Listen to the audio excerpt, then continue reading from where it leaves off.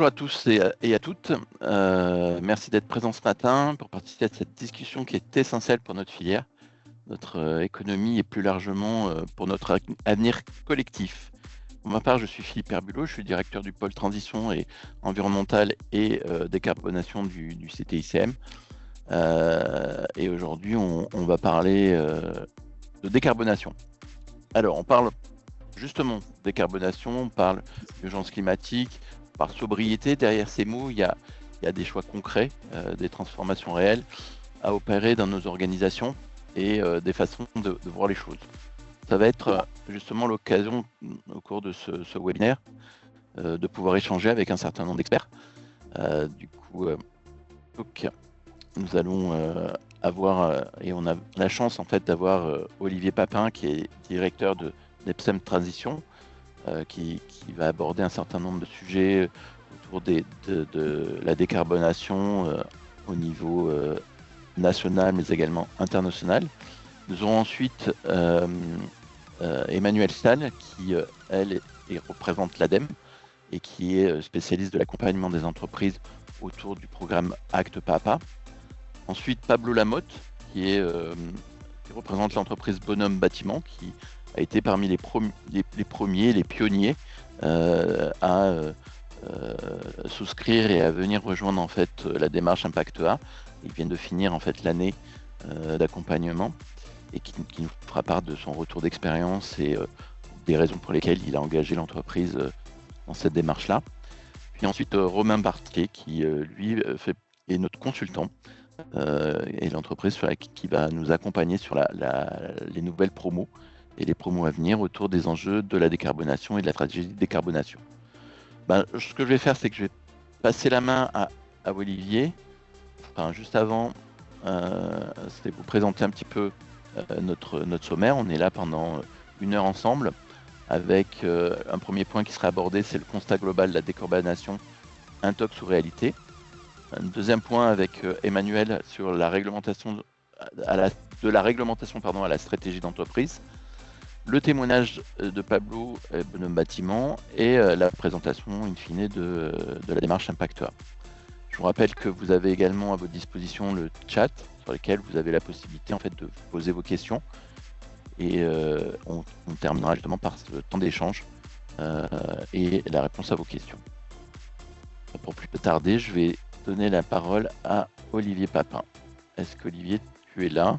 Ouais, je suis là. Je ne peux pas activer la webcam, là. Je n'ai pas les droits apparemment, mais je suis bien là si vous m'entendez. Okay. Alors. Du coup, donc, je me présente, Olivier Papin, je suis directeur d'Epsem Transition. Epsem Transition, on est une structure, un cabinet de conseil qui accompagne les entreprises et les territoires de leur transition écologique depuis 2005. Donc, ça fait 20 ans qu'on bosse dans ce sujet-là, tout ce qui est autour du bilan carbone, des démarches actes, analyse de cycle de vie des produits, plan climat pour les territoires. Donc, c'est des outils qu'on a eu l'habitude de déployer, sur lesquels on a pas mal de retours d'expérience. Et l'idée, c'est un petit peu de vous faire partager justement une vision un petit peu macro de tout ça, pas forcément vous dire spécifiquement ce qui sera fait dans le dispositif Impact A. Ça va venir justement après moi par les autres intervenants. Mais plutôt, pourquoi dans le moment qu'on est un peu en train de vivre, où il y a beaucoup de remises en question sur l'environnement, sur la transition énergétique, et sur le fait de se dire, est-ce que ce serait pas plus simple de ne rien faire, il me semble que c'est une mauvaise idée de penser comme ça. Donc, je vais vous expliquer un petit peu tout ça. Alors, j'ai pas la main sur les slides, Philippe, je veux bien que tu passes. Ouais. Ah, ça y est, j'ai le contrôle. Alors, pourquoi déjà, je pense que c'est une bonne idée de s'intéresser à la transition écologique, énergétique, peu importe comment on l'appelle, tout simplement parce que quand on compte le carbone, ça revient à compter l'énergie. C'est la petite illustration que vous avez sous les yeux, c'est les deux faces d'une même pièce. Et je trouve qu'on a trop souvent considéré que faire la transition écologique, c'était pour alimenter un pilier environnemental d'une stratégie, que c'était pas une obligation, c'était plutôt bien de le faire, mais que si on le faisait pas, c'était pas grave, et que l'énergie, c'était un autre sujet.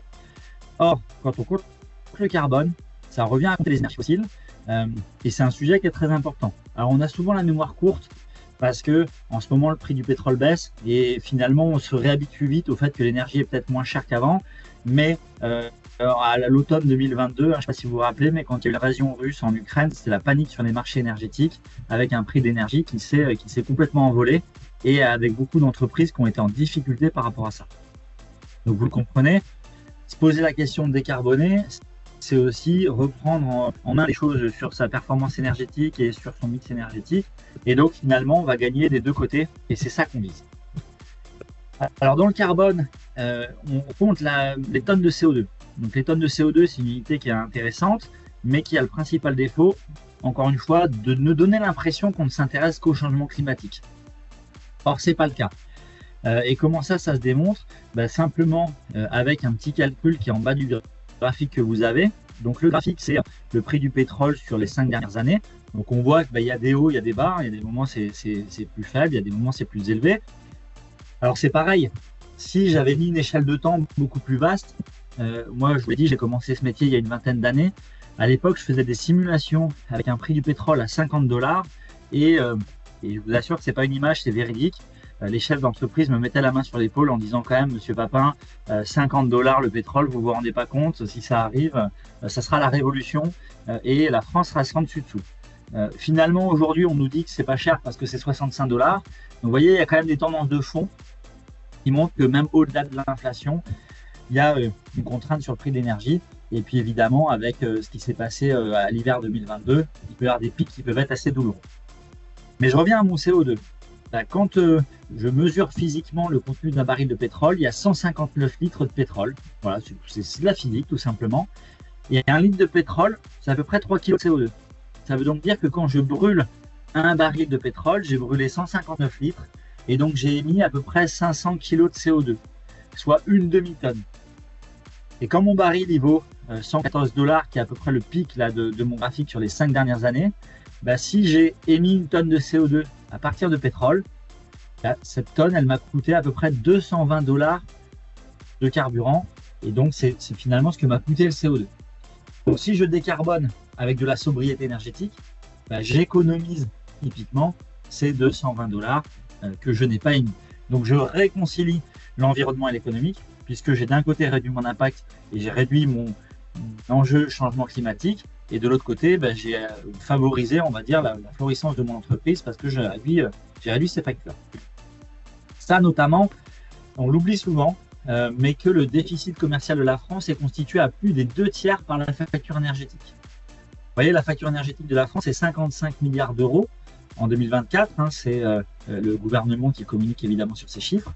Près de 70%, c'est la facture énergétique. Donc en ce moment-là, on a la guerre des tarifs, la guerre économique qui est lancée. À chaque fois que je ne consomme pas des énergies fossiles, je réduis le déficit commercial de la France, je réduis mon impact carbone et tout ça, ça va bien. J'ai évidemment besoin d'énergie pour fonctionner, mais si j'utilise une énergie bas carbone, que ce soit des renouvelables ou d'électricité à base de nucléaire, finalement, c'est aussi des euros qui vont rester sur mon territoire. Donc quelque part, c'est un peu militant aussi de réduire sa dépendance aux énergies fossiles parce que c'est bien pour le climat et c'est bien pour la souveraineté économique de la France. Alors vous allez me dire, oui, mais les énergies renouvelables, ça coûte cher. Ça coûte cher, oui et non.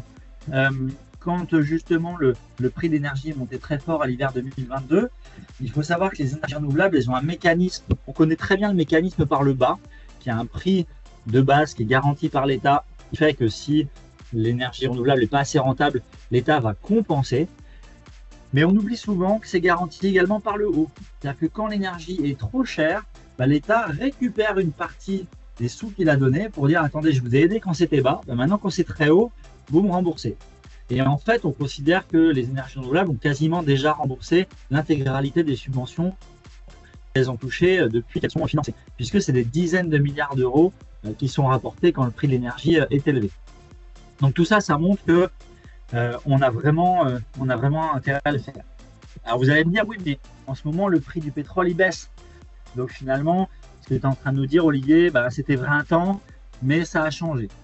Alors la question qu'il faut se poser, c'est est-ce qu'on considère que le prix du pétrole, il va baisser durablement? Est-ce qu'on fait ce pari-là? Ou est-ce qu'on fait le pari que le prix du pétrole, il va augmenter? Alors je vous rassure, je n'ai pas une boule de cristal, les prévisions-là sont fictives. Mais en tout cas, si je fais le pari que le pétrole va remonter, mais qu'il y a malheureusement il baisse, est-ce que je suis vraiment perdant? Ben non, parce que je suis parti sur le prix du pétrole élevé et je vais mettre en place une stratégie de sobriété, de décarbonation basée sur ce prix du pétrole élevé. Ben, s'il n'est pas cher finalement, qu'est-ce qui se passe entre les deux? Parce que j'avais prévu de dépenser dans le prix du pétrole que je n'ai pas dépensé, c'est des économies financières.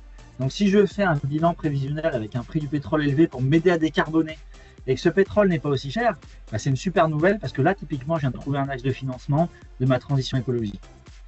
Typiquement, on va vous en parler après, s'engager dans Impact A, forcément, ça demande un peu d'argent pour participer. Mais en ce moment, l'énergie est un peu moins chère, donc les économies que vous allez pouvoir dégager, ça peut être très bien investi en participant dans Impact A, parce que cet investissement va vous aider à décarboner. Après, qu'est-ce qui se passe au niveau mondial? Aujourd'hui, on a un peu trois blocs qui s'affrontent. On a les États-Unis, donc voilà, nouveau mandat Trump, la transition énergétique n'existe plus, là, on est carrément à détruire les observatoires du changement climatique. C'est ce qui est en train de se passer à Hawaï, où c'est supprimé en fait par la NOAA, l'agence américaine de surveillance du climat, toutes les données climatiques, comme ça, la planète se réchauffe plus si on met plus de thermomètre. Par contre, si on dépasse ce côté un peu très cirque, entre guillemets, très spectaculaire, on s'aperçoit que les États-Unis, aujourd'hui, c'est un des premiers pays producteurs de pétrole. Donc, derrière le espèce de paillettes, j'aime pas trop le terme, mais derrière le feu d'artifice médiatique qu'on a sur la transition écologique, comme quoi c'est nul, ça sert à rien, et le climat se réchauffe pas, faut pas oublier qu'ils ont du pétrole. Donc, il y a forcément un intérêt à y aller. La Chine, c'est un pays dans lequel je suis beaucoup allé. C'est un pays qui est hyper intéressant parce que, contrairement à ce qu'on croit, ils sont très engagés dans la transition écologique. Vous avez les 2/3 des énergies renouvelables qui sont installées dans le monde, qui sont installées en Chine aujourd'hui. Le principal producteur d'énergie renouvelable, y compris fabricant, c'est la Chine. Et ça, je vais vous en reparler tout à l'heure en conclusion. Et la Chine, c'est beaucoup plus discret. Voilà, c'est moins les feux d'artifice, c'est moins les éclats. Par contre, ils avancent. Moi, j'y suis allé depuis une dizaine d'années. Je peux vous assurer qu'ils sont en train de décarboner à grand coup d'éoliennes, de barrages hydroélectriques, de capteurs photovoltaïques. Et c'est dans des puissances qu'on imagine difficilement ici. Et puis nous, on a l'Europe. L'Europe, elle est engagée dans la transition écologique. Elle est même pionnière là-dedans. Et elle n'a pas d'énergie fossile. Et en ce moment, il y a un peu de bruit pour se dire, est-ce que finalement, on n'arrêterait pas tout ça? Vous vous ferez votre propre idée. En tout cas, moi, la mienne, c'est qu'on n'a pas grand-chose à perdre à faire cette transition écologique, parce que d'une part, il y a l'urgence climatique, évidemment, mais au-delà de l'aspect climatique, il y a l'aspect énergétique sur lequel, n'ayant pas de pétrole, on a quand même bien intérêt à aller vers ça. Parce que on n'est pas convaincu que le pétrole va rester longtemps. De toute façon, on n'en a pas. Quel est le risque à prendre à faire cette transition énergétique? Est-ce qu'on sera plus malheureux si la qualité de l'air ne s'améliore pas? Est-ce qu'à un moment, on est vraiment malheureux que les villes se piétonnisent? Est-ce qu'on est malheureux d'avoir des véhicules qui font moins de bruit et qui émettent moins de particules fines? Et donc, finalement, on a beaucoup plus à perdre qu'à gagner. Donc, au-delà du changement climatique qui doit rester une priorité, mais qui malheureusement l'est moins dans l'espace médiatique actuel, même si on met ce truc-là de côté, en fait, il n'y a pas de logique à ne pas faire la transition écologique. Et typiquement, je vous ai parlé de la Chine. Alors, j'ai carrément fait la capture d'écran du post LinkedIn parce qu'il faut rendre à son auteur la pertinence de son intervention. C'est un exemple sur 2024. Il y a 5 gigawattheures de panneaux photovoltaïques qui ont été installés en France. Évidemment, l'écrasante majorité de ces panneaux, ils ont été fabriqués en Chine puisque le dernier producteur français est en train malheureusement de faire faillite. Donc, on peut dire, non, moi, je suis un citoyen responsable, je veux pas de panneaux chinois parce que la souveraineté économique de mon pays d'abord. Et puis l'impact carbone des panneaux chinois, il ne me convient pas. Alors il faut savoir que déjà, dans le capteur photovoltaïque, dans ce qu'on appelle le facteur d'émission, on intègre la fabrication du capteur. Donc tout ça, c'est bien pris en compte, la fabrication, la fin de vie. Donc quand on dit que c'est bas carbone, on en tient compte. Et en fait, dans le prix du capteur chinois, donc ça, c'est 5 gigawattheures, ça représente 5 milliards d'euros d'investissement. Mais en fait, il n'y a que 600 millions qui vont à la Chine. Donc il y a moins de 20% du budget de cette opération qui va à la Chine. Le reste dans l'État français, soit par les entreprises qui l'ont installé, soit par les taxes qu'il va y avoir, soit par les retombées économiques qui vont en déboucher. Mais surtout, là où on se trompe un petit peu, et c'est là la pertinence du poste, c'est que ces 5 gigawatts, ils vont produire pendant 40 ans. Et pendant 40 ans, ils vont nous faire économiser plus d'1 milliard d'euros chaque année, en fait. Et donc, dit autrement, on raisonne 5 milliards d'euros pour faire l'installation. Il n'y a que 600 millions qui vont à la Chine et ça nous fait économiser plus d'1 milliard d'euros par an. Donc, en fait, les Chinois, c'est presque nos alliés là-dedans. Il vaudrait mieux, évidemment, que les capteurs photovoltaïques ils soient français ou européens. Mais pour l'instant, ils ne le sont pas. Mais c'est pas grave, parce qu'en investissant dans ces capteurs chinois, on va faire des économies en fait financières. Et en plus, on va décarboner. Et là, l'image suivante, c'est une caricature. Alors malheureusement, vous avez la date en bas à droite. Ça me fait un peu de la peine parce que vous voyez, 2009, ça fait déjà 16 ans que j'utilise cette caricature, qui était à l'époque où il y avait encore des gens qui croyaient que le changement climatique était un canular. Et vous avez sur la droite toute la liste des bénéfices, l'indépendance énergétique, la préservation des forêts, les emplois, la qualité de vie, les énergies renouvelables, la qualité de l'eau, la qualité de l'air. Et tout ça montre les co-bénéfices qu'on a à s'engager dans la transition écologique. Et on peut les compléter par la maîtrise des enjeux énergétiques, l'innovation, la souveraineté énergétique, l'attractivité dont j'ai déjà un petit peu parlé. Donc encore une fois, ça me semble plus pertinent de partir du principe qu'on doit agir et qu'il faut le faire que de se dire tiens, en ce moment, le prix de l'énergie baisse, j'ai peut-être quelque chose à gagner, à attendre. Un autre exemple, enfin, plus récent, et je terminerai quasiment là-dessus. En ce moment, on a eu un recul de la CSRD. Alors, les lobbies se félicitent, c'était trop compliqué, il ne fallait pas la faire, ça pénalise la compétitivité. Et en fait, on s'aperçoit quoi, ironie de l'histoire, que la Chine est en train de mettre en place sa propre CSRD, inspirée de la CSRD européenne. Donc nous, quand on recule, on est un peu en train de se mettre du côté des Américains pour dire, bah voilà, on simplifie, on s'embête pas, l'économie d'abord. Et déjà, l'économie américaine, est-ce que c'est vraiment notre allié? On voit qu'avec les tarifs, en ce moment, c'est pas évident. Je suis pas en train de vous dire que l'économie chinoise est notre allié non plus, mais en tout cas, essayons d'être pragmatiques. Et le principal message que je vais vous faire comprendre, c'est que l'environnement, la décarbonation, la CSRD, tout ça, c'est de l'innovation, c'est de la compétitivité de demain. Peut-être qu'aujourd'hui, avec le brouhaha ambiant, c'est pas facile, il y a un peu de brouillard qui s'est installé, on le voit moins. Mais en tout cas, à chaque fois qu'on a innové, on amène de la performance. Dans le secteur du bâtiment, on a construit des bâtiments avec des normes réglementaires thermiques qui sont maintenant environnementales. Aujourd'hui, plus personne n'aura envie d'acheter un bâtiment qui serait RT 88. Est-ce que si on simplifiait la réglementation environnementale et qu'on pouvait reconstruire des bâtiments avec la performance énergétique des années 80, est-ce qu'on pense vraiment que les gens auraient envie de l'acheter? Ah bah ça me fait plaisir, j'ai bien négocié. Mon bâtiment il était moins cher parce que j'ai que 5 cm d'isolant. Super. Donc évidemment non. Et donc voilà, petite conclusion. Je ne me suis pas embêté, j'ai demandé à ChatGPT d'illustrer un petit peu le propos que je voulais vous faire partager, que quand certains réfléchissent, d'autres avancent. Bah, moi c'est mon vécu. Je ne suis pas pro-chinois, mais j'ai eu la chance d'y aller beaucoup et de voir la révolution énergétique avancer là-bas, de voir les choses se concrétiser. Et je pense qu'aujourd'hui, il faut s'inspirer des gens qui font moins de bruit mais qui avancent.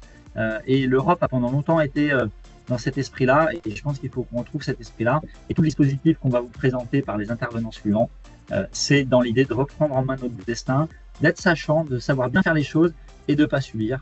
Et je conclurai là-dessus.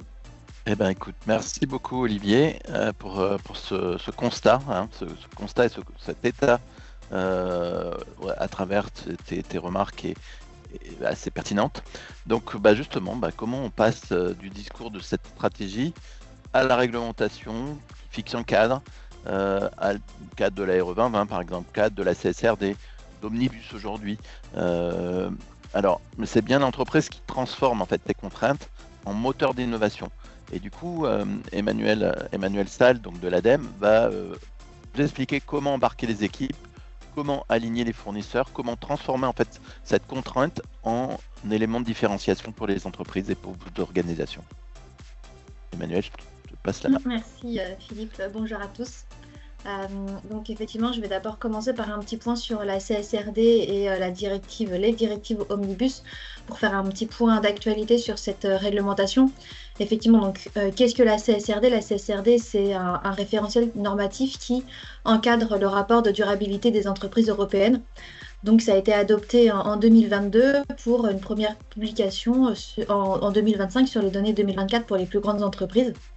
L'objectif vraiment de ce reporting, c'est que les entreprises publient des normes, dans les informations relatives à l'impact de l'entreprise sur l'environnement et la société, mais aussi la manière dont les enjeux de durabilité, que ce soit environnement, sociétaux, de gouvernance, affectent l'entreprise. C'est ce qu'on appelle vraiment la double matérialité.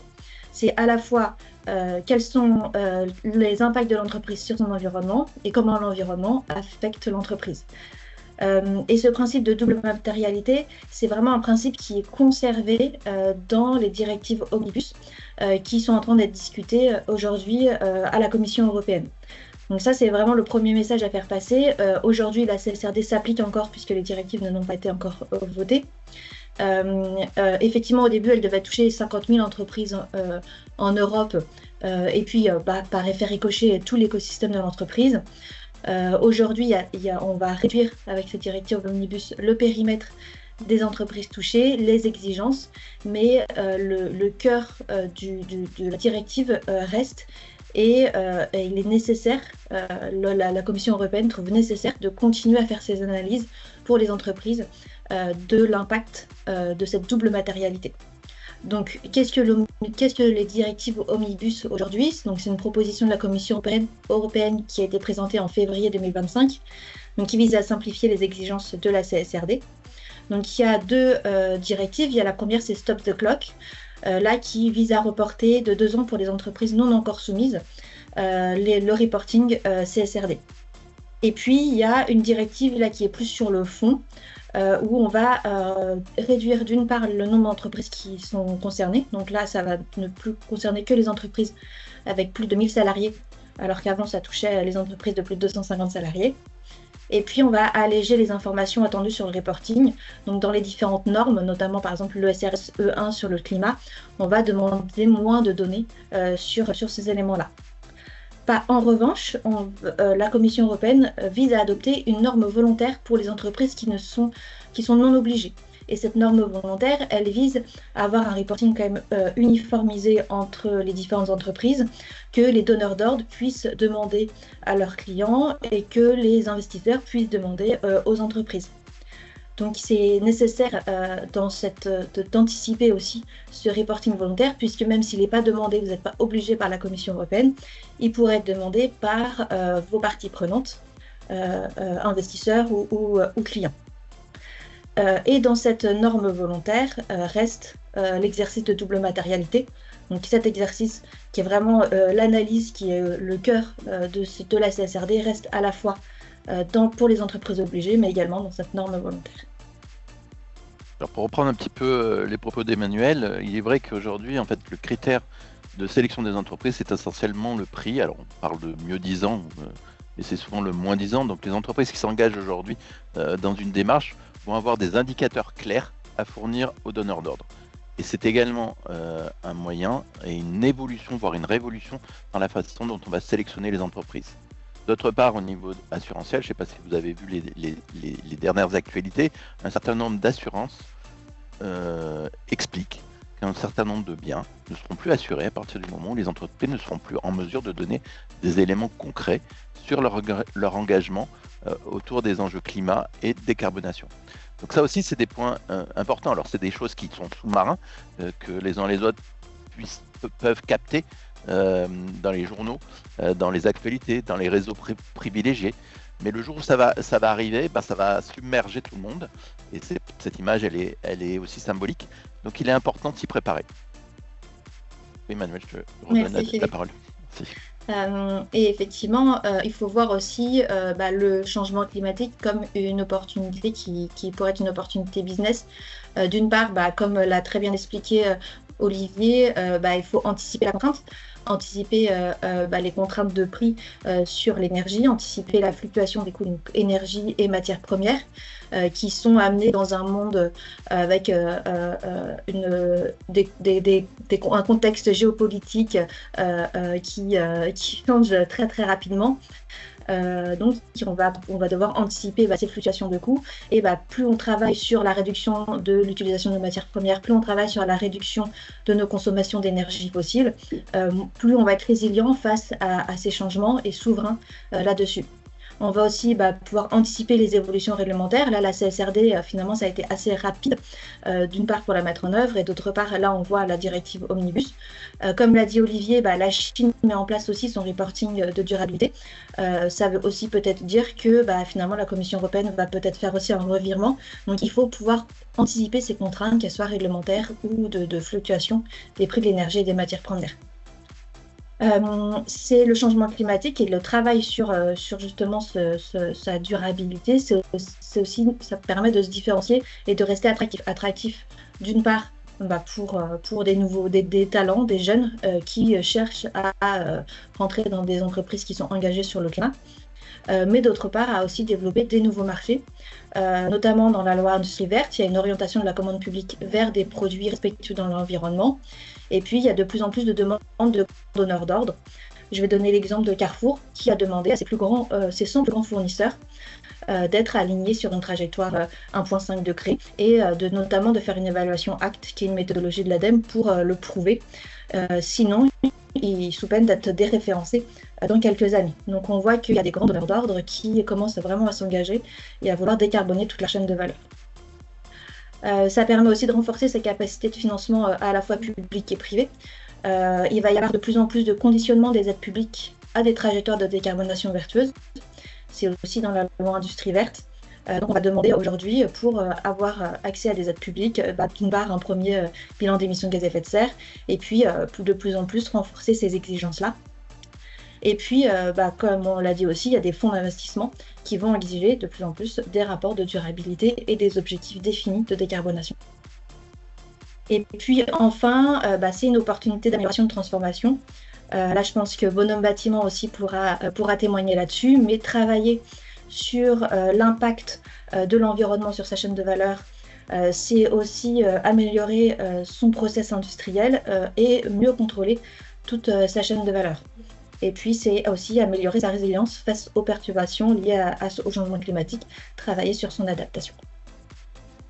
Donc voilà, en résumé, c'est pas juste une problématique, on va dire, de bobo de travailler sur l'impact climatique.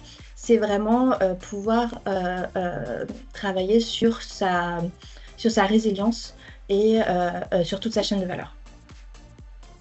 Donc, comment ça se concrétise finalement quand une entreprise souhaite s'engager là-dedans? Tout d'abord, la première étape, c'est de mesurer.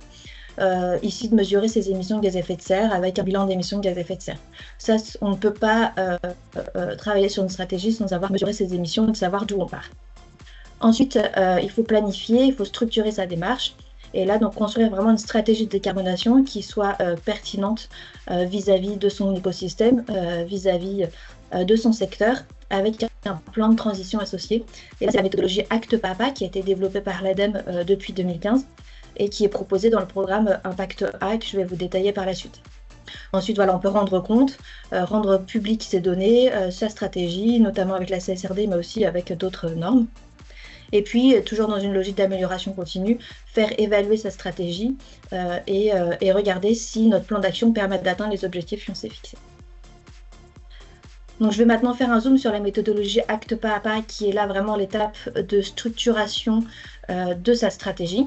Donc, ça cible toutes les entreprises qui ne disposent pas encore de stratégie climat et d'un plan de transition, quelle que soit la taille, quel que soit le secteur d'activité. Il n'y a pas de restriction par rapport à ça. Les objectifs, c'est vraiment de contribuer au changement, à l'atténuation du changement climatique et de transformer l'entreprise dans ce contexte-là vers un monde bas carbone. La démarche, elle se déroule en 5 étapes. Il y a 15 actions dans ces 5 étapes-là. Et on a développé des outils qui permettent de faciliter la mise en œuvre de cette démarche-là. Elle doit être accompagnée par des consultants externes experts, et vous en avez ici dans ce webinaire-là, et qui sont formés à cette méthodologie, qui ont été formés par l'ADEME. En moyenne, là vous allez le voir sur le détail de la démarche Impact A, c'est 12 à 18 mois d'accompagnement et 20 à 30 000 euros qui sont subventionnés par l'ADEME. Voilà. Comment ça se déroule concrètement? Donc, j'ai dit qu'il y avait 5 grandes étapes.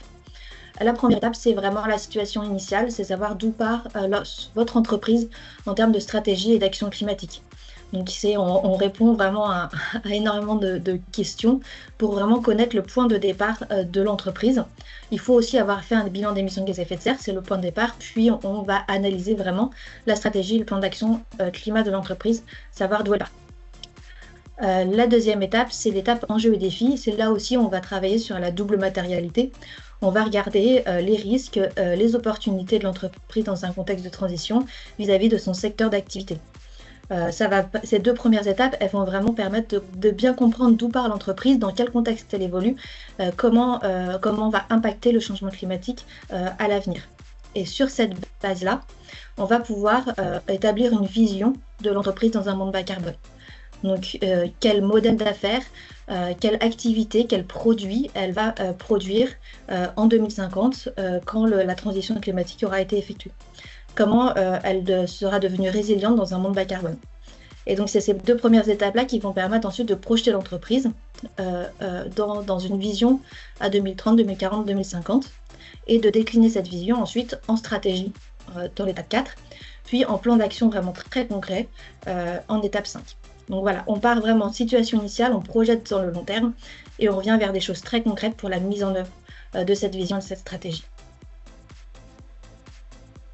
Pour vous dire qu'on ne va pas uniquement regarder ce qui est vraiment climatique, on va regarder toutes les composantes d'une stratégie d'entreprise.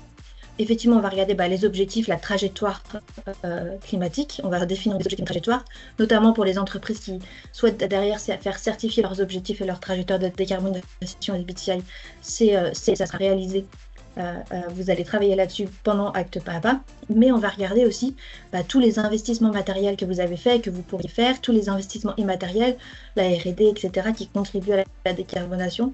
On va regarder la performance de vos produits, de vos services, comment sont gérées les compétences de management au sein de votre entreprise, toute votre chaîne de valeur, l'engagement de vos fournisseurs, l'engagement de vos clients, votre engagement public sur les enjeux climat, et puis voilà le cœur, votre modèle d'affaires. Donc c'est pas uniquement une stratégie climat qui est décorrélée de votre stratégie d'entreprise, ça sera une stratégie d'entreprise qui regarde le climat. Et là, voilà, j'ai juste un petit focus sur les différents outils. Vous aurez le temps de le voir et d'approfondir ce point-là avec les bureaux d'études qui pourront vous accompagner. Mais voilà, il y a différents outils qui vous permettent, qui vous guident vraiment tout au long de cette démarche qui est très structurée pour définir votre stratégie. S'engager dans acte pas à pas, mais là je vais pas aller trop loin, mais c'est vraiment pouvoir justement répondre à ces enjeux, travailler sur sa résilience, anticiper les évolutions réglementaires, regarder toute sa chaîne de valeur. Et puis c'est une méthodologie qui est reconnue à l'international. C'est une méthodologie où il y a déjà plus de 500 entreprises qui sont engagées en France. Et donc qui est vraiment valorisée auprès des parties prenantes. La Banque de France a sélectionné des indicateurs issus de cette méthodologie-là pour noter les entreprises. Donc c'est vraiment une méthodologie robuste et reconnue en France et à l'international pour éviter le greenwashing.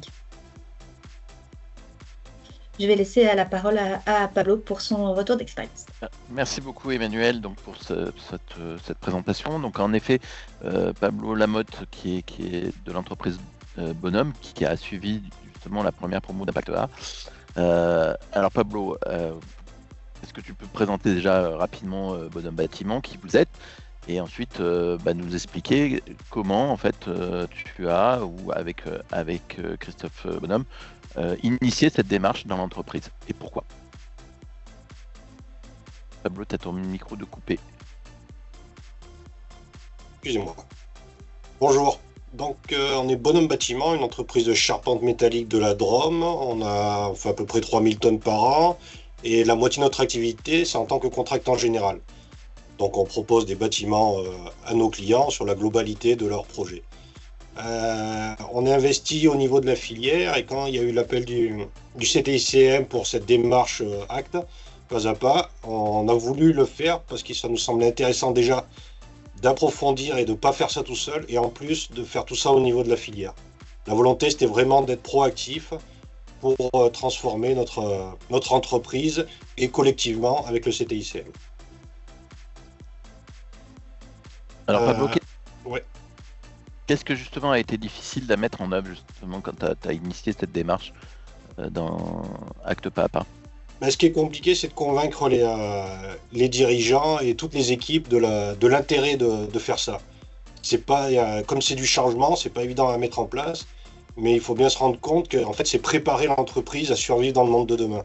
C'est pas que les obligations de décarbonation ou que du greenwashing pour faire joli vis-à-vis des clients. C'est vraiment, et c'est là où la méthode ACT est très intéressante, c'est vraiment une démarche holistique qui permet de développer la stratégie d'entreprise à tous les niveaux en partant des problématiques de décarbonation pour sa survie dans le monde qui arrive. D'accord. Et du coup, cette démarche, en fait, elle est faite uniquement pour des groupes ou des plus petites entreprises. Comment tu peux expliquer Pour moi, comment c'est ça s'est tout le passé? monde. Ça se fait vraiment à tous les niveaux.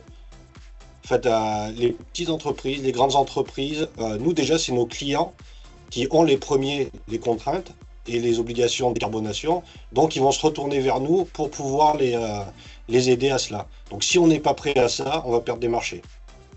Donc, c'est vraiment important de s'y préparer pour le fonctionnement interne et pour la réponse à nos clients, pour être attractif aussi dans le futur pour recruter du monde et pouvoir montrer que l'entreprise est solide et qu'elle est capable de valoriser son activité, ses savoir-faire par rapport à toutes les contraintes.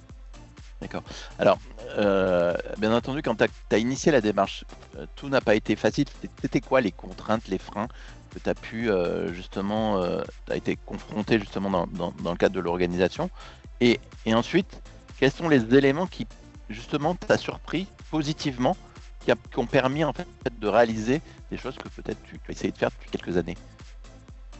En fait, les freins, c'était qu'une fois qu'on a fait le bilan carbone, on se rend compte que la plupart de notre impact carbone vient du scope 3, c'est-à-dire de nos fournisseurs, nos sous-traitants, et on a l'impression que c'est pas possible de changer les choses. Qu'en fait, l'impact carbone, il vient des autres, et pas de nous.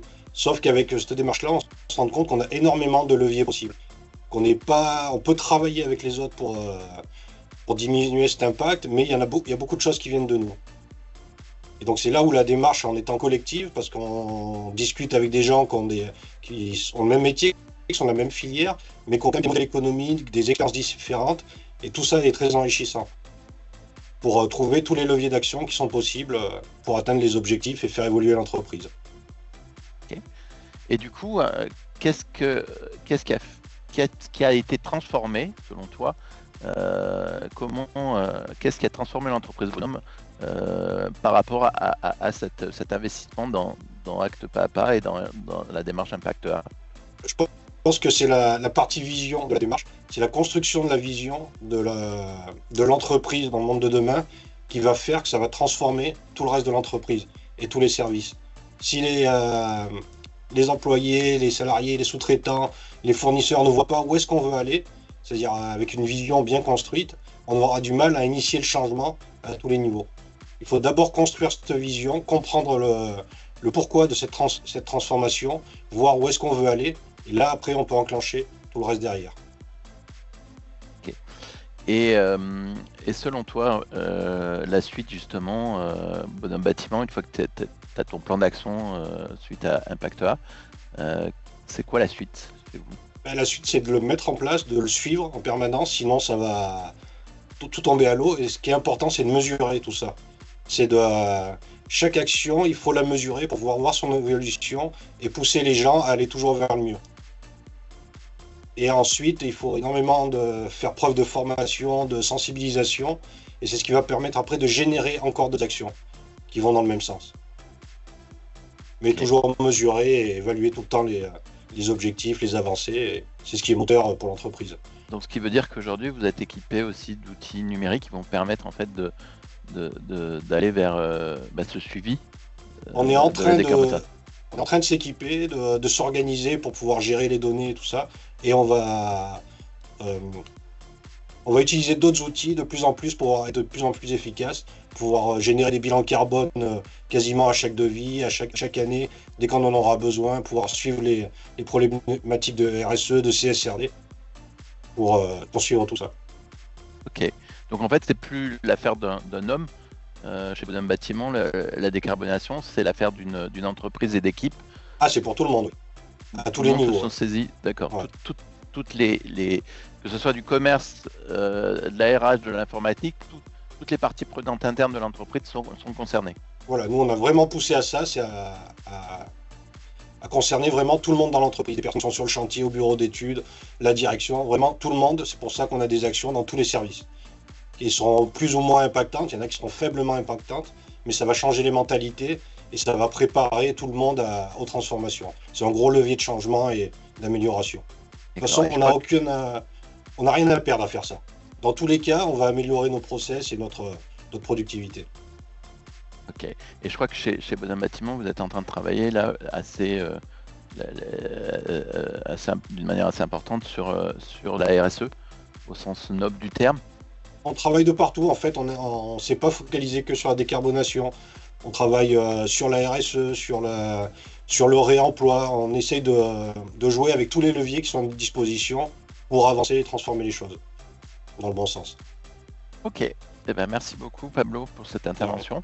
N'hésitez pas, si vous avez des questions à poser à Pablo, de les poser dans le chat. On va passer maintenant à la suite, c'est-à-dire la présentation de la décarbonation. Alors pourquoi on est rentré dans une organisation, d'organiser en fait cette démarche? Parce qu'aujourd'hui, en fait, quand on regarde ce qui se passe au niveau réglementation. Alors j'ai pris uniquement le spectre réglementation pour la raison très simple, c'est qu'à chaque fois que j'intervenais dans une réunion syndicale de construction métallique, je me faisais allumer par les constructeurs métalliques en disant mais arrête avec tes sigles, avec tes données, etc. Ça nous stresse, ça nous met pas dans une bonne perspective. Et donc en effet il y a pas mal d'enjeux. Et pour la petite histoire, je m'étais amusé à demander à ChatGPT un petit peu l'état d'esprit avec tous ces éléments qu'un chef d'entreprise et les équipes de direction doivent devoir gérer au quotidien, en plus de faire manger leurs salariés, leurs collaborateurs en leur amenant du business. Globalement, c'est une vision assez chaotique. Du coup, cette vision chaotique, elle est aussi liée au fait qu'il y ait énormément d'informations pour vous accompagner, soit au niveau de la CCI sur le bilan carbone, des chambres de commerce par exemple, soit au niveau de la BPI, soit au niveau d'autres entités qui sont plus ou moins régionalisées, avec des prix qui sont plus ou moins différents. Vous avez également, si vous voulez aller vers la stratégie décarbonation, des organismes ou des consultants qui peuvent en fait vous proposer un certain nombre de missions. Donc il est aujourd'hui important, il me semblait important au niveau de la filière et cette système en avait pris conscience, de pouvoir structurer la démarche. Et pour pouvoir structurer la démarche, c'est quoi? C'est donner une vision afin de mettre en place une stratégie et ensuite un pilotage. La notion d'impact A, c'est né d'une concaténation de deux mots. C'est donner l'impulsion pour agir et aller dans l'action.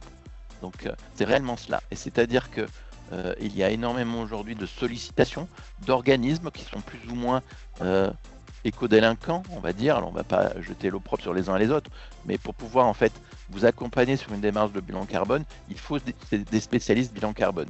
Mais ensuite, pour travailler avec vous sur votre stratégie décarbonation, il faut aussi des spécialistes, de gens qui ont l'habitude, qui sont des seniors, qui ont l'habitude de vous amener, de vous coacher, de vous challenger sur la partie stratégique de vos entreprises. Et ces deux profils ne sont pas du tout les mêmes.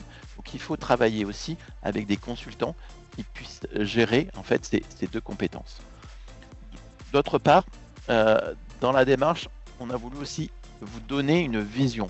C'est-à-dire que l'idée, c'est d'aller vers une convergence et une synergie entre les différentes problématiques réglementaires sur lesquelles vous allez être confrontés, mais également sur des enjeux stratégiques de vos modèles économiques d'entreprise. Donc pour ça, en fait, on l'a dit, il faut passer par un bilan carbone. Le bilan carbone, on ne souhaite pas que ce soit des consultants qui viennent vous le faire et puis vous restez dépendant de ces consultants. Non, on veut que votre entreprise, vos entités, vos équipes s'approprient ce bilan carbone, comprennent cet enjeu pour pouvoir ensuite, quelque part, le valoriser, le maîtriser. Donc c'est pour ça qu'on propose une première étape de formation sur le bilan carbone. Et pendant que vous êtes formé, vous faites le bilan carbone de votre entreprise avec le périmètre. Donc ça amène aussi des échanges internes d'entreprise et ça permet ensuite d'identifier en fait les points à améliorer, les points forts de vos structures. Et derrière, une fois que vous avez fait ce constat, on va vers la stratégie, comme l'a expliqué Emmanuel.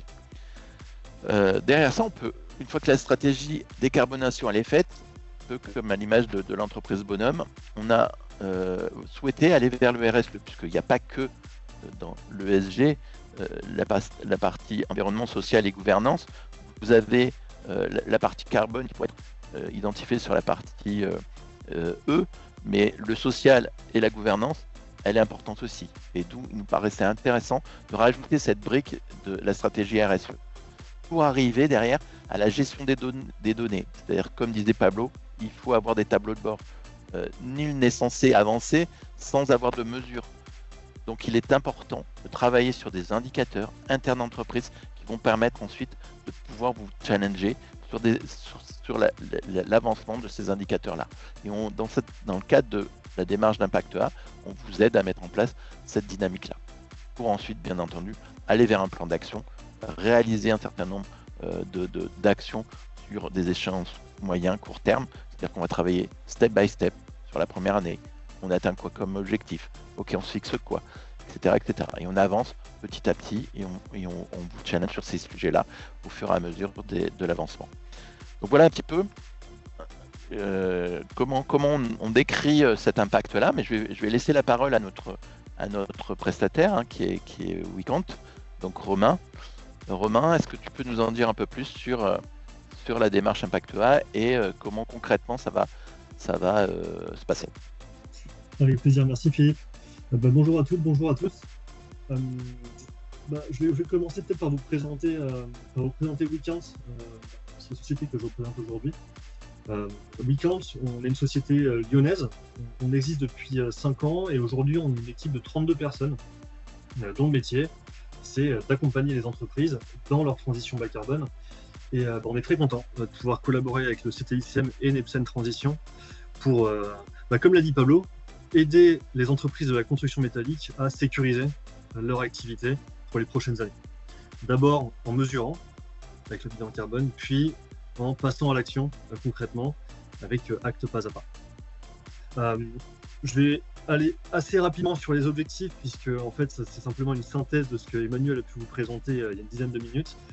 Si on doit en retenir que 4 objectifs sur la démarche, ça va être de construire une stratégie climat robuste, valoriser votre engagement pour le climat, préparer et anticiper les exigences réglementaires, et puis on a déjà entendu aussi ces mots-clés d'embarquement, embarquer la direction mais aussi toute l'équipe dans la démarche pour des actions concrètes. Et comment on va s'y prendre? C'est on va appliquer une méthode qui est structurée en 4 piliers, qui a déjà fait ses preuves aujourd'hui auprès d'un peu plus de 450 entreprises. D'une part, le premier pilier, c'est d'accompagnement individuel, l'expertise. Aujourd'hui, sur la décarbonation, il y a des centaines et des centaines de solutions.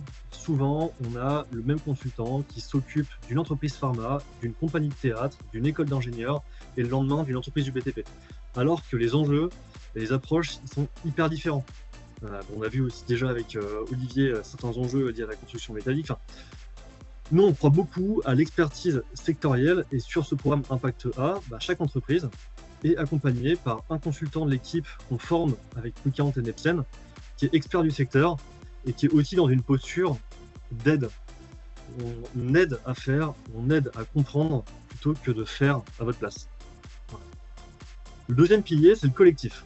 Le collectif, on en a déjà un petit peu parlé aussi. Nous, on est convaincus que l'approche collective, c'est la plus efficace pour décarboner l'économie française, secteur par secteur, filière après filière. Et sur le collectif, on va tous se rencontrer 5 fois en présentiel. Et puis chaque mois aussi, on va se retrouver en visio pour suivre un programme de formation. Et c'est comme ça en fait qu'on va créer une dynamique, cette émulation collective, si vous voulez. Parce qu'on s'entraide, on partage ses bonnes pratiques, on se nourrit des bonnes pratiques des autres aussi, et on se rassure. Et on se rassure, je dirais, de 2 points de vue. C'est rassurant de voir qu'on a d'autres confrères qui se lancent, de voir que finalement la filière de la construction métallique elle est dynamique, elle bouge sur ces sujets-là. Puis deuxième point, je dirais que c'est rassurant aussi en tant qu'humain, en tant que personne, de voir qu'on n'est pas tout seul face à la difficulté que ça représente de faire le bilan carbone de son entreprise, d'embarquer sa direction dans une stratégie climat.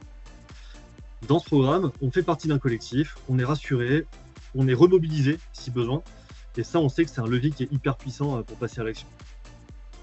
Ensuite, pilier crucial sur le programme Impact A, c'est la formation. Moi, ça fait 2 ans que je travaille chez WinCamps. Tous les jours, j'échange avec ce que j'appelle des néo-responsables RSE. Ce sont des personnes qui travaillent à la qualité, qui travaillent au bureau d'études, qui travaillent dans le marketing, à la finance, aux ressources humaines, qui sont conducteurs de travaux, par exemple. Des personnes qui ont une vraie volonté d'agir, mais qui n'ont pas nécessairement les compétences ou la formation. Et vu les enjeux qu'Olivier nous a présentés, par exemple, on voit qu'il faut bien se former. Il faut former ses équipes pour pouvoir s'engager de manière ambitieuse. Et donc sur le programme Impact A, on fait intervenir les meilleurs experts pour venir former les participantes et les participants. Et chaque fois, c'est en visio, c'est ouvert à toute l'entreprise. C'est pour apporter du décryptage, mais aussi des témoignages. Des témoignages d'entreprises qui sont considérées comme pionnières et qui viennent montrer concrètement qu'est-ce qu'on a mis en place, comment ça fonctionne, pourquoi ça fonctionne. Donc on transmet en fait les compétences, les connaissances, mais on utilise beaucoup l'inspiration par l'exemple. Voilà. Et puis le dernier pilier du programme Impact A, c'est l'outil, la plateforme. Parce que un bilan carbone, ça reprend tous les flux physiques de votre entreprise. Donc en fait, ça veut dire qu'il y a potentiellement des milliers et des milliers de données qu'il faut être capable de collecter, d'analyser. Et puis ensuite, ces données, on les exploite pour pouvoir fixer un objectif à moyen et à long terme. Et puis ensuite, il faut être capable de pouvoir prendre les décisions qui vont nous permettre d'atteindre ces objectifs. Prendre des décisions qui sont pertinentes et éviter de tomber dans les pièges des fausses bonnes idées. Donc c'est un outil qu'on utilise pendant toute la démarche, depuis la collecte de la donnée pour gagner du temps, jusqu'à la simulation de l'impact des différentes actions de réduction qu'on veut mettre en place dans son plan. Et là, ce que vous avez sous les yeux, c'est le programme Impact A, un schéma qui dure 14 mois. Donc, on voit 2 mois au départ pour faire son bilan carbone, pas seulement pour faire son bilan carbone, parce que comme Philippe l'a dit, c'est pour aussi se l'approprier, pour le comprendre. Vous prenez possession de votre bilan carbone. Et puis ensuite, c'est 1 an, 12 mois, pour déployer la stratégie climat. On a des jalons très importants qui sont matérialisés en orange, qui sont des journées en collectif, où on se retrouve tous. C'est toutes les entreprises. On est jusqu'à 3 personnes par entreprise, donc c'est l'équipe climat. Et ça va, au départ, depuis la sensibilisation. Ensuite, chacun vient présenter son bilan carbone, puis plus l'état des lieux et le constat. On va aussi construire ensemble la vision du secteur, c'est comment est-ce qu'on va décarboner notre filière, comment est-ce qu'on décarbone la construction métallique, et puis mon entreprise, quel rôle on veut jouer dans le futur de ce secteur, par exemple. Et puis chaque mois, donc les petits points bleus que vous voyez sur l'écran, sont des formations. Des formations thématiques sur l'état des lieux réglementaires, sur comment est-ce qu'on identifie et comment est-ce qu'on quantifie des risques, comment est-ce qu'on transforme son modèle économique, comment est-ce qu'on engage sa chaîne de valeur. Pablo parlait, c'est les fournisseurs et les clients, il faut pouvoir les engager aussi dans sa stratégie climat. Comment est-ce que je mène la conduite du changement. Et puis un point important aussi sur le bas de la slide, on a des ateliers où on vient chez vous. Des ateliers avec ce qu'on appelle l'instance de direction. Donc c'est votre CODIR, COMEX, en fonction de comment vous l'appelez. Et donc je vais passer peut-être 1 minute dessus derrière pour vous expliquer comment ça fonctionne ici. Par exemple, si vous voulez, l'implication de la direction elle est hyper importante sur ce type de programme pour non seulement être sponsor du projet et impulser la dynamique d'action, pour participer à ces ateliers et puis valider des décisions, parce que tout ce travail-là, c'est pas un travail d'une équipe qui va être isolée. On va vraiment prendre des décisions qui vont être majeures, notamment sur les leviers d'action et sur potentiellement les investissements qui vont être nécessaires. Et donc ici, schématiquement, sur une journée qu'on passe ensemble avec l'instance de direction, c'est au départ, on forme la direction aux enjeux climat en début de matinée, on leur présente l'état des lieux, donc le bilan carbone et les différents indicateurs qu'on doit suivre, et puis on se lance ensemble dans l'identification des risques, l'identification des opportunités, et puis on les hiérarchise aussi. Et puis en fin de journée, on construit ensemble la vision de l'entreprise. voilà, quelle est notre entreprise, à quoi elle ressemble en 2050 et quel rôle on veut avoir sur notre marché. Et puis, à la fin du programme, Impact A, si vous voulez, c'est un accélérateur. Si je résume, en 14 mois, on a fait un état des lieux, on a quantifié, on a hiérarchisé tous les risques, toutes les opportunités. On a un plan d'action qui est structuré et qui est chiffré à l'horizon 2035 et au moins sur 2026-2027, on a un plan détaillé, micro, avec pour chaque action l'impact qu'a cette action, son coût, ses KPI de suivi, ses responsables, etc. C'est vraiment pour préparer la mise en œuvre purement opérationnelle de tout ce travail ensemble. Et puis un dernier mot aussi sur la structure. C'est indispensable de constituer une équipe projet pour ce programme. Elle est composée, c'est assez normé, hein. On va avoir un chef de projet, un coordinateur, donc c'est le chef d'orchestre de la gestion du projet ACT dans l'entreprise. À côté de ça, on a un porteur, un sponsor. Donc c'est un membre de l'instance de direction qui est responsable de l'intégration de tout le travail qui est fait dans la stratégie globale de l'entreprise.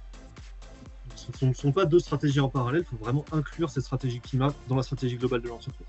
Et puis à côté, on va pouvoir inclure, j'entendais tout à l'heure que Pablo chez Bonhomme, on a inclus la finance, on a inclus les RH, effectivement, on va pouvoir inclure différents membres de l'équipe. Ça dépend de la taille de votre entreprise, ça dépend de votre organisation, mais c'est des personnes généralement qui vont être motivées, qui vont avoir envie de porter des sujets, mais qui font aussi partie de services représentatifs de l'entreprise. Et puis enfin, la quatrième personne qui constitue l'équipe projet, ça va être un consultant, Weekend ou Neptune Transition, qui, pendant 14 mois, vous aide dans le déploiement de la stratégie climat. Globalement, Romain, sur le temps passé pour les équipes en entreprise, il faut compter à peu près combien de temps Globalement, on compte sur une année complète, on compte entre 20 à 30 jours. 20 à 30 jours en comptant le travail à la maison. Ok. Donc l'implication, c'est 20 à 30 jours à la fois sur le bilan carbone et sur la stratégie acte pas à pas. Je dirais pour le chef de projet, puis ensuite c'est modulo, en fait, le temps qu'on va vouloir consacrer, quelle ambition on va avoir sur les actions qu'on veut mettre en place, par exemple. Si on est prêt à mobiliser, par exemple, si on a des équipes R&D, on peut très bien aussi leur consacrer du temps. Mais sur l'équipe, le noyau, et je veux dire notamment ce porteur du projet, on a 20 à 30 jours sur l'année ensemble. Ok, merci. Alors on va passer maintenant combien ça coûte. C'est des éléments importants. Merci Romain pour ton intervention. Donc globalement, ça va être lié aux différents indicateurs et critères d'entreprise en termes de taille et de chiffre d'affaires. Donc globalement, sur la première partie que Romain a décrit sur la formation bilan carbone et la construction d'un bilan carbone, je vous rappelle que vous avez la possibilité de mettre 1 à 3 collaborateurs. Pourquoi 1 à 3 ? Parce que avec les expériences passées, le système s'est rendu compte que une personne, la plupart du temps, vous allez mettre un technique, une personne responsable de votre qualité, que cette personne-là, malheureusement, c'est un cerveau à pattes.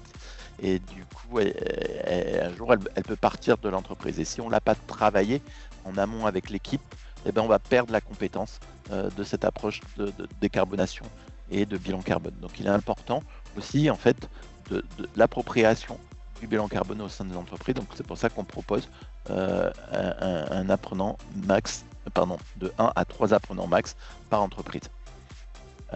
Et donc, globalement, le coût de cette formation et de la réalisation de ce bilan carbone est de 9 000 € hors taxe, qui peut potentiellement être pris en compte par vos organismes de formation, soit les OPCO2I, soit Constructis, soit autres organismes de formation. Sachant que jusqu'à l'année dernière, vous aviez la possibilité de bénéficier du fonds FNE qui n'a pas été reconduit cette année, mais par contre, vous avez le fonds FSE. Vous avez un certain nombre en fait de programmes d'accompagnement des OPCO qui vont faire que, en vous rapprochant de votre conseiller OPCO, vous aurez la possibilité d'avoir des financements intéressants et du coup d'avoir un reste à charge relativement intéressant en fonction de la taille de votre entreprise. Ça, c'est pour la première étape. Pour la deuxième étape, la stratégie de décarbonation, vous allez avoir en fait un coût global qui est de 35 000 € sur l'ensemble en fait des 12 mois pour notre partie, puisqu'on a travaillé réellement avec en fait une certaine dynamique avec des experts comme l'a expliqué Romain, et donc avec grâce à l'AMI lancée par l'ADEME et pour lequel le CTICM et la filière a été retenu, nous avons un financement lié à la taille de l'entreprise et à son chiffre d'affaires qui peut aller jusqu'à 80% de la valeur du montant initial. Pour information, si vous faites dans la foulée la phase 1 plus la phase 2, ce que j'appelle dans la foulée, c'est dans le continuum, c'est-à-dire de s'inscrire directement entre le bilan carbone et la stratégie décarbonation, vous avez également une remise de moins de 2 000 € sur le coût de la deuxième phase. Donc ça aussi c'est important, c'est un geste que l'on fait pour aller jusqu'au bout de la démarche.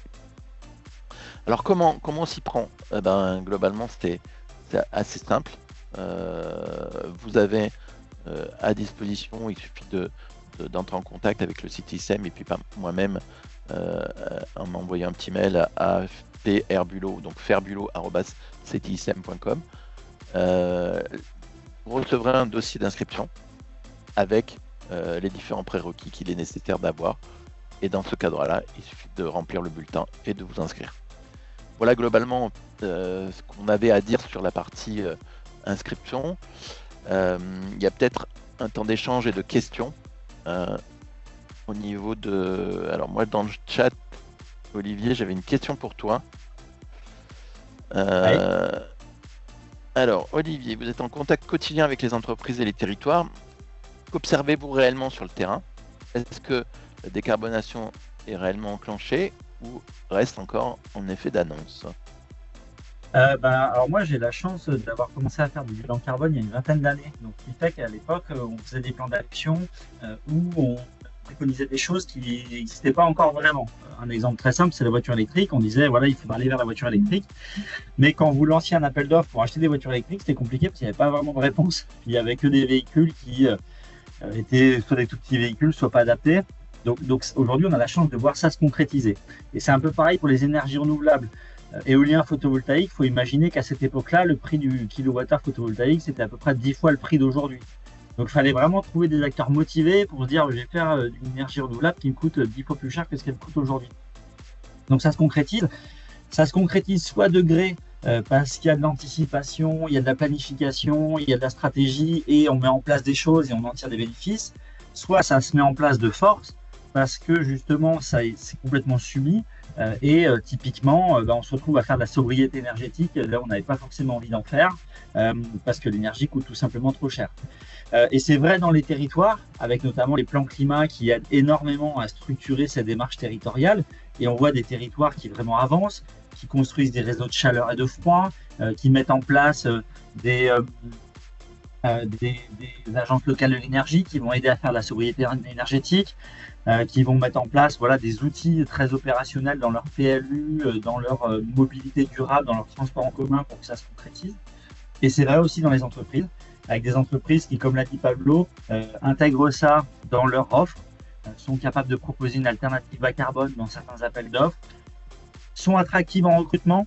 Alors en ce moment, le marché se tend un peu plus, donc les tensions de recrutement sont peut-être un petit peu différentes de celles qu'elles étaient il y a 6 mois ou 1 an.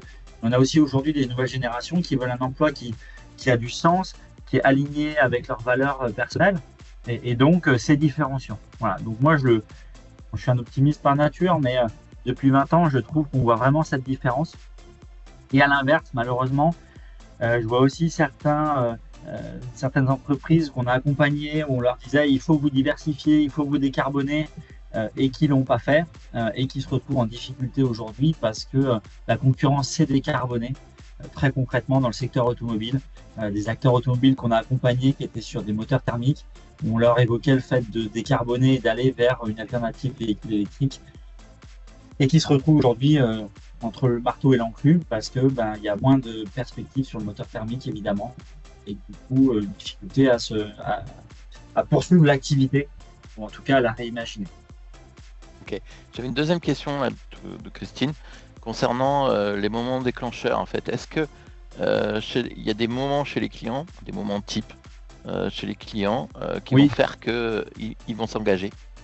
Alors, il y a enclencher. plusieurs moments. Alors, ça, c'est malheureusement souvent des moments malheureux.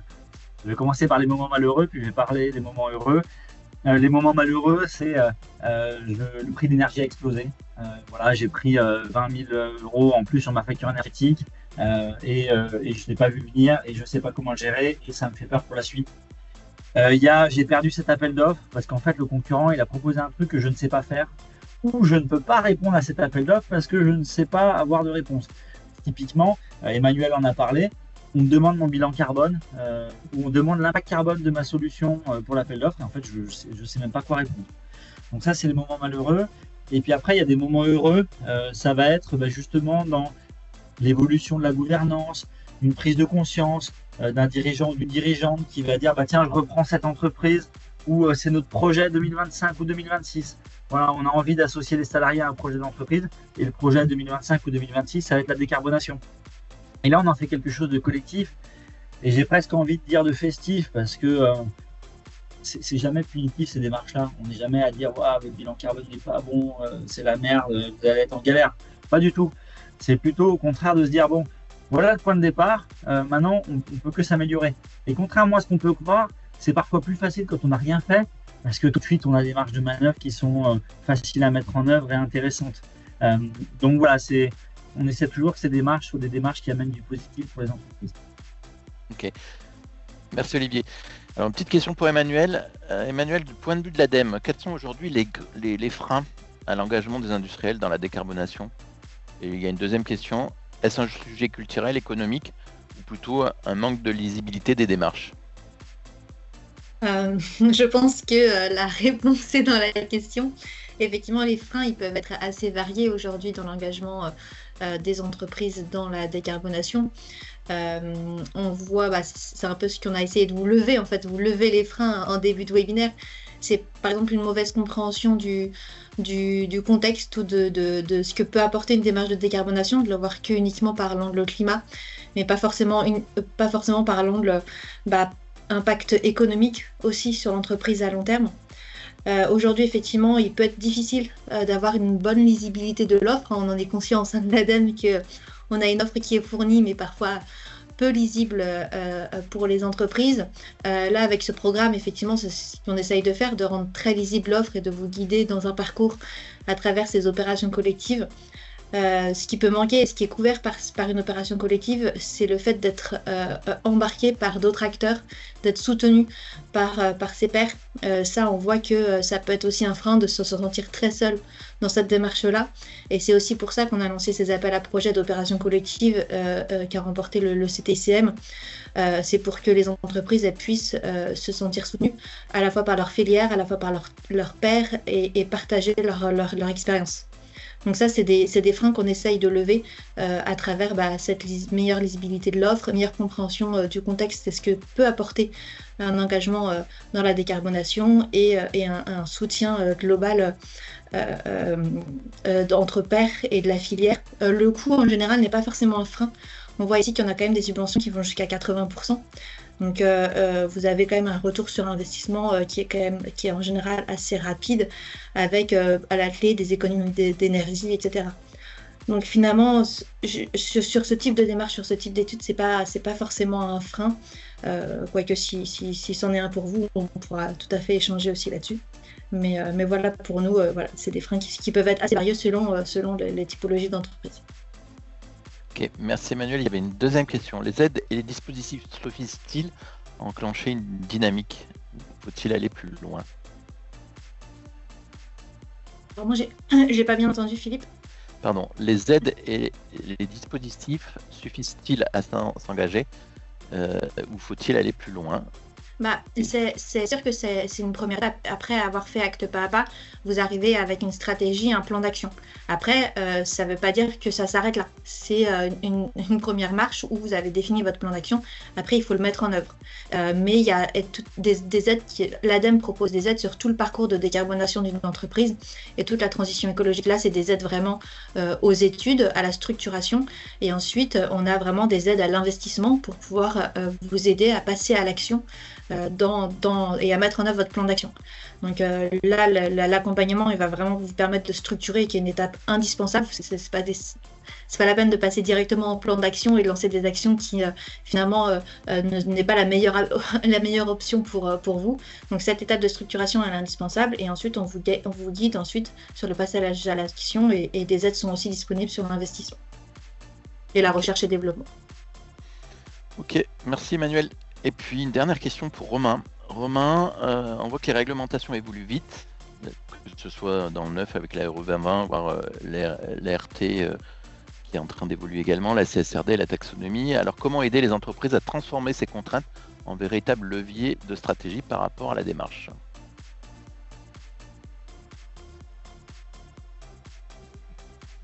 Comment dire, en anticipant tout simplement. C'est-à-dire que là aujourd'hui on voit que ça évolue très vite et que généralement on pêche on voit que les entreprises réagissent dans l'urgence. Et donc là aujourd'hui quand on réagit dans l'urgence, on a plus de chances de prendre des mauvaises décisions et surtout d'allouer ces ressources au mauvais endroit. Donc l'intérêt ici, nous notre accompagnement sur 1 an, c'est de pouvoir d'abord sur le début du programme passer un certain temps aussi pour pouvoir faire un état des lieux de tout ce qui se passe d'un point de vue réglementaire, pour ensuite avoir cette bonne connaissance aussi et d'être prêt au moment où le coup près tombe dans le droit français par exemple. Ok. Merci Romain. Écoutez, on arrive à la fin de ce webinaire. On a un petit peu dépassé, on est désolé. Merci pour ces échanges, merci pour vos témoignages chacun et vos questions. On le voit bien, il ressort de cette discussion que la transition, que faire la transition sans conviction, ça va être compliqué. Donc, et faire une transition sans accompagnement structuré, ça l'est aussi.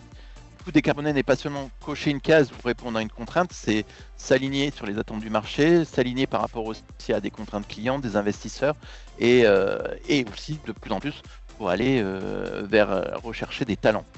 Bon, des outils existent, les premières expériences sont là, des partenaires sont prêts à s'engager, c'est ce que l'on fait au site ICM et au sein de la filière pour pouvoir structurer, et il ne reste plus qu'une question, c'est voulez-vous faire et voulez-vous en faire partie? Donc à vous de répondre à ces questions-là. En tout cas, nous resterons à votre disposition. Et du coup, la transition est un chemin collectif. Chaque entreprise a un rôle à jouer, quelle que soit sa taille, pour entraîner tout l'écosystème. Il y a également aussi un enjeu sur cela. Donc il ne s'agit plus de savoir si on agit, mais comment on le fait, avec qui, et à vous, maintenant, la balle est dans votre camp. Donc on est à votre disposition, n'hésitez pas, je vous ai mis tout à l'heure un petit flyer avec un formulaire de contact. N'hésitez pas à nous contacter et je vous souhaite une très bonne journée à toutes et à tous. Merci pour votre attention et à très vite au site ICM.